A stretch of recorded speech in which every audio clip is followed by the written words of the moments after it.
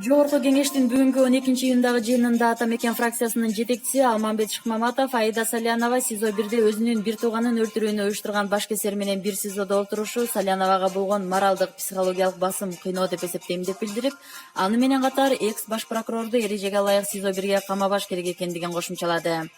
Ушул эле жыйында экс-президенттин сөзүн сынга алган Иса Өмүркуловго Ата Мекен фракциясынын жетекчиси Алмамбет Шыкмаматов Атамбаев болуп турганда Текебаев аны кылмыш кылып жатат, жоопко тарталы деген. Ошондо Иса Өмүркулов ага каршы чыгып, сен эмне деп жатасың, Атамбаев улут атасы деген. Өмүркулов бүгүн 180 градуска бурулуп, эми сындап чыкканы туура эмес. Мен Атамбаевди коргогон жокмун. Сөздү бурмаламагыла. Болгону Өмүркуловдун позициясын сындап жатам. Унчукпай эле отурса болмок деди.